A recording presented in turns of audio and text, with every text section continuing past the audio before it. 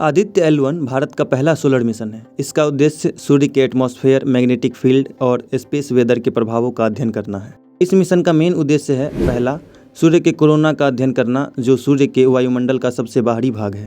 दूसरा, क्रोमोस्फेयर और transition region का अध्ययन करना, जो कोरोना के नीचे सूर्य के वायुमंडल की परतें हैं।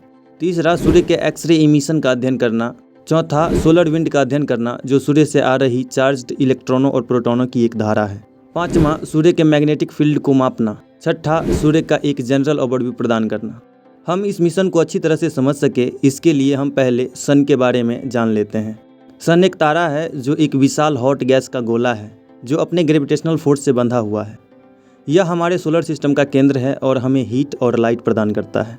सूर्य की संरचना को 4 मेन लेयर्स में विभाजित किया जा सकता है। पहला, कोर सूर्य का सबसे गर्म और सबसे घना भाग है। यह वह जगह है जहां न्यूक्लियर फ्यूजन रिएक्शन होती है, जो एनर्जी रिलीज करती है और सूर्य को शक्ति प्रदान करती है। दूसरा, रेडिएटिव जोन सूर्य की वह परत है जहां ऊर्जा को रेडिएशन द्वारा ट्रांसपोर्ट किया जाता है। तीसरा, कन्वेक्टिव जोन सूर्य की वह लेयर है जहां एनर्जी को कन्वेक्शन द्वारा ट्रांसपोर्ट किया जाता है। चौथा, फोटोस्फीयर सूर्य का विजिबल सतह है। यह वह परत है जिससे हम सूर्य के प्रकाश को देखते हैं। सन का कार्य हमारे सोलर सिस्टम के लिए हीट और लाइट प्रदान करना है। यह पृथ्वी के क्लाइमेट और वेदर को भी प्रभावित करता है। सूर्य का मैग्नेटिक फील्ड भी स्पेस के वेदर में भूमिका निभाता है, जो सैटेलाइट्स और एस्ट्रोनॉट्स को प्रभावित करता है। सूर्य का कोर लगभग 15 मिलियन डिग्री सेल्सियस गर्म है। यह इतना गर्म है कि हाइड्रोजन एटम हीलियम एटम में बदल जाते हैं।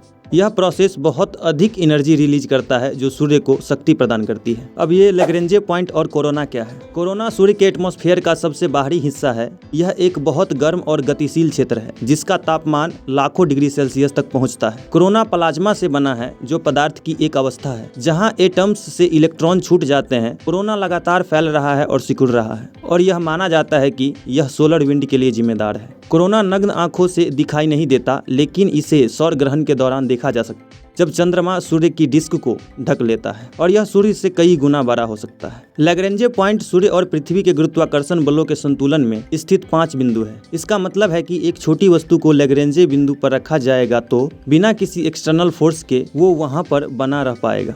लैग्रेंजे बिंदु का नाम जोसेफ लुइस लैग्रेंजे के नाम पर रखा गया है, जो एक फ्रांसीसी गणितज्ञ थे जिन्होंने पहली बार उनकी स्थिति की गणना की थी। सूर्य और पृथ्वी के ग्रेविटेशनल फोर्स को स्टेबल बनाने वाली 5 लैग्रेंजे points L1, L2, L3, L4 और L5 हैं। सन एक बहुत ही महत्वपूर्ण स्टार है और यह हमारे सोलर सिस्टम में एक महत्वपूर्ण भूमिका निभाता है।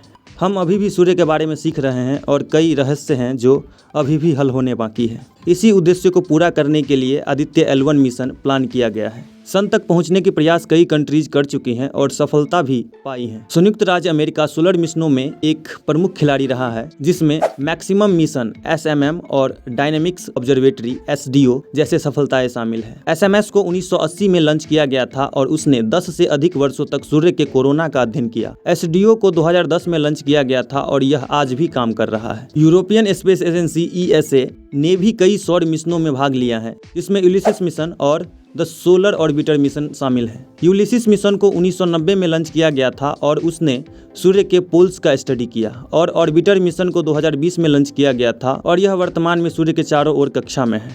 जापान ने भी सौर मिशनों में भाग लिया है, जैसे कि योकोहो मिशन और हिनोदे मिशन। योकोहो मिशन को 1991 में लॉन्च किया गया था और उसने सूर्य के फ्लेयर्स और कोरोनल मास इजेक्शन का अध्ययन किया। हिनोदे मिशन को 2006 में लॉन्च किया गया था और यह आज भी काम कर रहा है। इसने सन के एटमॉस्फेयर और मैग्नेटिक फील्ड का गहन अध्ययन किया है। असफलताओं के मामले में कुछ सौर मिशन उम्मीद के मुताबिक सफल नहीं हुए। उदाहरण के लिए जोनेसिस मिशन को 2001 में सौर हवा के नमूने एकत्र करने के लिए लॉन्च किया गया था। हालांकि अंतरिक्ष यान पृथ्वी पर वापसी के दौरान क्षतिग्रस्त हो गया और नमूने खो गए। एक अन्य उदाहरण सौर बी मिशन है, जिसे 1995 में सूर्य के चुंबकीय क्षेत्र का अध्ययन करने के लिए लॉन्च किया गया था। हालांकि अंतरिक्ष यान को लॉन्च के कुछ ही समय बाद एक सौर फ्लेयर्स द्वारा नष्ट कर दिया गया था। इन असफलताओं के बावजूद सौर मिशन अत्यधिक सफल रहे हैं। उन्होंने सूर्य के बारे में बहुत कुछ सीखने में मदद की है और वे आने वाले वर्षों में भी ऐसा करते रहेंगे। जैसा कि हमने वीडियो के स्टार्टिंग में जाना था कि आदित्य L1 इसरो का पहला सोलर मिशन है, जो कि सन को स्टडी करने के लिए बनाया गया है। ये एस्ट्रोसैट के बाद दूसरा स्पेस बेस्ड एस्ट्रोनॉमी मिशन है जो कि सन के अलग अलग एस्पेक्ट्स को समझने की कोशिश करेगा। इसका एम है कि सन की एक्टिविटी को कंटिन्यूअसली ऑब्जर्व करे और सन के फोटोस्फीयर, क्रोमोस्फीयर और कोरोना जैसे रीजन्स को जाने। इस मिशन में एक स्पेसक्राफ्ट है जिसमें 7 साइंटिफिक पेलोड्स हैं जो कि इंडिया के अलग अलग लेबोरेटरीज में डेवलप किया गया है। ये स्पेसक्राफ्ट सन अर्थ सिस्टम के लैग्रेंज पॉइंट 1 यानी L1 के आसपास एक हेलो ऑर्बिट में स्पेस किया जाएगा जो कि अर्थ से लगभग 1.5 मिलियन किलोमीटर्स दूर है। इससे हम सन को बिना किसी इंटरफेरेंस के देख सकते हैं। 7 पेलोड्स हैं। पहला, visual emission line coronagraph VELC जो कि कोरोना और उसके डायनेमिक्स को स्टडी करेगा। दूसरा, solar ultraviolet imaging telescope SUIT जो फोटोस्फेरिक और क्रोमोस्फेरिक रीजन्स को इमेज करेगा। तीसरा, सोलर एक्सरे स्पेक्ट्रोमीटर SXS सन से निकलने वाली एक्सरे इमिशन को स्टडी करेगा। चौथा, solar wind particles detector SWPD solar wind को स्टडी करेगा। पांचवा, मैग्नेटोमीटर ये इंस्ट्रूमेंट सन के मैग्नेटिक फील्ड को स्टडी करेगा। छठा, चार्ज पार्टिकल्स डिटेक्टर CPD यह सन से आने वाली चार्ज पार्टिकल्स को स्टडी करेगा।